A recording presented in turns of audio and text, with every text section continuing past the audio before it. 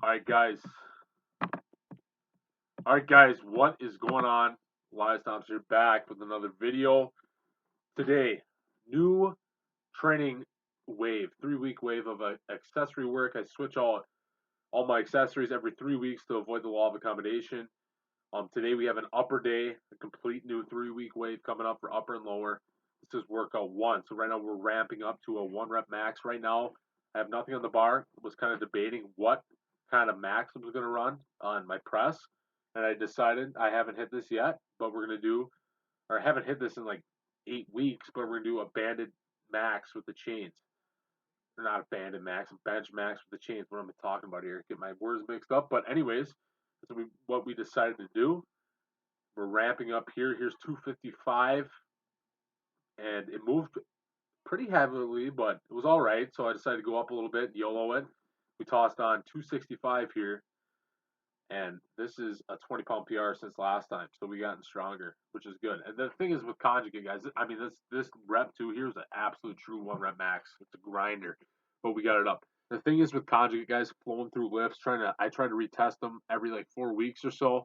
So now we have a good list of max presses. So we got close grip, floor press, pin press, banded bench, um, chain bench, touch and go, pause bench. We got a good list, incline bench.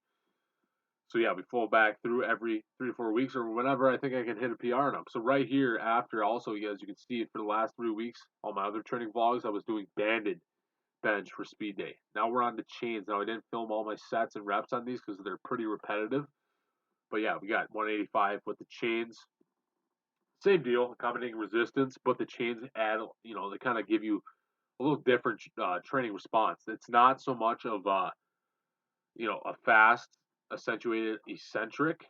It's more so of a balance thing, but still, overload on the eccentric, and obviously on the way up, the further you push, the more resistance you're going to get. Just not as not as intense as it would be with bands, but it's a good break. Good thing, to swap things out, accommodating resistance or law of accommodation still applies to that. So recovery wise, then we move into 3x5 here with pause bench. Last week during my deload, hit a pause set of 5 with 225, and it was pretty tough for being in a deload. But today we went up to 230. We're going to start here, and the goal is over these next 3 weeks, add 5 pounds every session. So hopefully work it up to like 240 for the 3x5 by the time this session's done, or this 3-week wave is done. I think that's doable because these weren't bad. This second set here was probably the hardest because I misgrooved like the 4th or 5th rep, and it made it kind of hard because I had to strain harder. I went down too low. I think it's this rep right here. Came down too low. It's pretty tough, or maybe it was the last one. But either way, we got them all up. And this last set took a little extra time in between to recover for it. Came back to it, and this last set flew up pretty easy. Probably had a rep left in the tank, which is good. RP 910 is where you want to be at with this style of training. Training twice a week, full out, and yeah, doing the pause benching because obviously it's going to help your overall bench. Usually I do a lot of touch and go for my accessories, but this is good. This is going to help, and also get back in the groove of a pause bench, so a comp bench. And yeah, I think I'm going to be able to push up to 240. And if I feel good in that 3rd week, I'll keep it in for an extra week. We'll try for 245, which would be awesome. So then we move into dumbbell overhead press, seated dumbbell overhead press. The last 3 weeks been doing strict standing overhead press. Took 155 from a 3x8 to 3x10. Come back to dumbbells. It's been 3 weeks since I hit dumbbell seated overhead, and we hit a 3x8 with the 80s. Last training cycle, we were at a 3x9 with the 75, so we came back stronger. Obviously, started off with 3x7, built that up to the 3x9.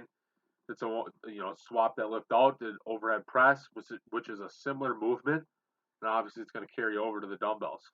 I think it's going to be a really powerful way to train the overhead press, switching out dumbbells and regular stick stranding OHP every 3 weeks.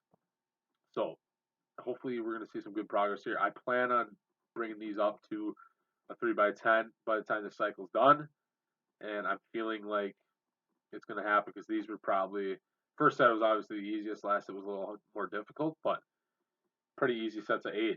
Could have got 9 if I had to in each set. So that's a good sign. Recover come back. Only filmed 2 of these sets, even though we did 3. But recover and come back, and next week hit 3x9 with the same weight. Just slow progression, small volume PRs.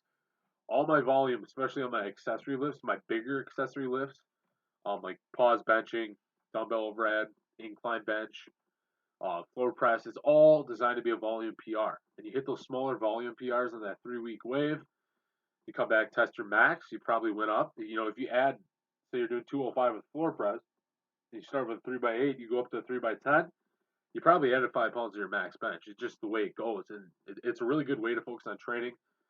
Right here we have the tricep push downs, nothing more, just more metabolic fatigue.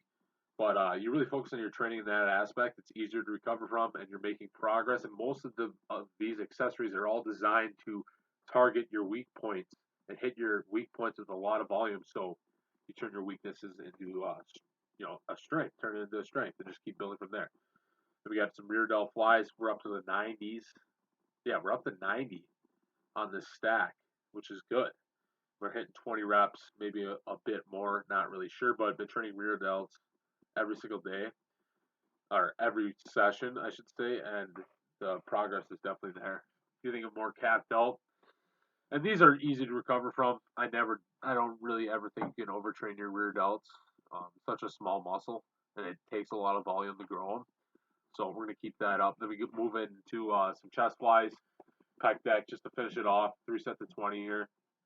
Just get some more blood flow in the chest. That's basically the workout, guys. But training's been great lately.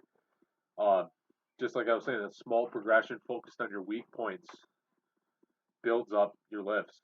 Your triceps might be strong enough to bench 315, but if your chest and delts aren't strong enough to start that weight to get it moving, you're never going to be able to complete that lift. That's why weak point training with this conjugate style has been so effective. So guys, thanks for watching. Stay tuned for more voiceovers. See you guys next time.